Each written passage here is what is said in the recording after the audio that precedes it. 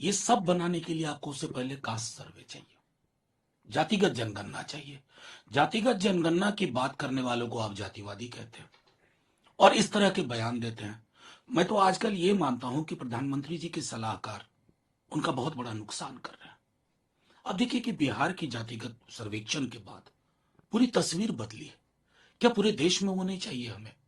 एक बार वो होगा ना तो आपके लिए सब कैटेगराइजेशन, सब ग्रुप बनाना बेहद आसान होगा। मैं समझता हूं कि इसको डिनाई करके जो भी बात आप कर रहे हैं माननीय प्रधानमंत्री जी, वो बेईमानी है। आपको ऐसा नहीं लगता है आरक्षण एक समय ऐसा था जब चर्चा कर रहे थे लोग कि आरक्षण खत्म कर दो क्योंकि योग्यता के हिसाब से देश आगे बढ़े? नहीं, देखिए योग्यता के हिसाब से वो योग्यता को परिभाषित करना बड़ा मुश्किल है।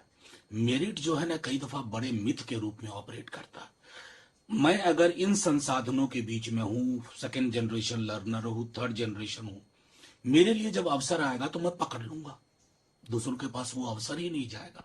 तो ये सीधा सीधा संघर्ष है अवसर विहीन लोगों और हजारों तरह के अवसर वाले लोगों के बीच में। और इसका एकमात्र निदान है कि एक बार आप पूरा का पूरा ढांचा देखिए जातिगत सर्वेक्षण के माध्यम से, जनगणना के माध्यम से, उसके बाद आपकी नीतियां उसी अनुरूप बननी चाहिए, तभी जाकर के। क्योंकि मैं जानता हूं मोहन भागवत जी पहले कह रहे थे आरक्षण खत्म कर दो, अब शायद उन्हें भी यकीन हुआ है तो हाल के दिनों में उन्होंने कहा कि हमने हजारों वर्षों से उनका उत्पीड़न किया, ये हम कौन है, ये उन कौन है? इसी के बीच, इसी के मध्य हमारे विकास की रुक गई गाथा है।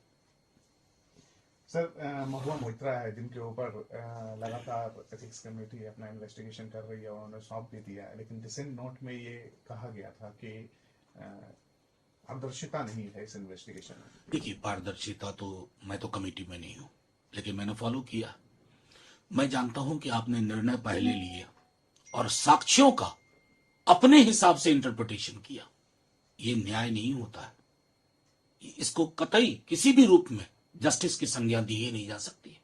आपने एक बहुत बड़े पूंजीपति को ढकने के लिए कि वो चादर में छुपा रहे, उसको बेपर्दा ना किया जाए, आपने महुआ के माध्यम से संदेश देने की कोशिश की है उन तमाम लोगों को।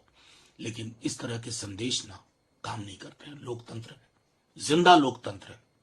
एक व्यक्ति को करोगे, पूरे को कर दो सस्पेंड, फिर क्या? सवाल तो उठेंगे, संसद नहीं सड़क पे।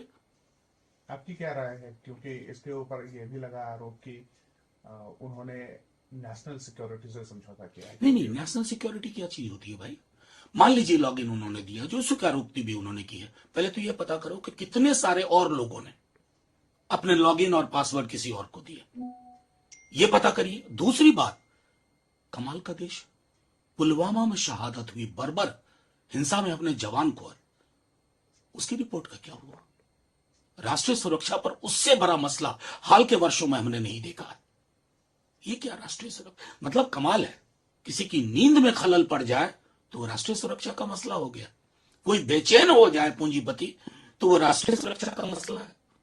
राष्ट्रीय सुरक्षा किसी तोते, और आप समझ रहे हैं मैं तोते से क्या समझ रहा हूं, किसी तोते की जान से ज्यादा के संदर्भ में नहीं देखी जानी चाहिए। सर, असम के सीएम हैं, वो मुखर भी हैं और लगातार ये आरोप लगा रहे हैं कि एक जमाना था जब 2009-10 में आए दिन ब्लास्ट होते थे, पार्लियामेंट में ब्लास्ट हो जाता था, आतंकवादी हमले। नमस्कार, मैं हूं मानक गुप्ता। अगर आपको हमारा ये वीडियो पसंद आया हो तो इसे लाइक और शेयर जरूर करें, और हाँ, हमें सब्सक्राइब और फॉलो करना ना भूलें ताकि आप देश और दुनिया की कोई खबर मिस ना करें। तो जुड़े रहिए हमारे साथ और देखते रहिए News 24।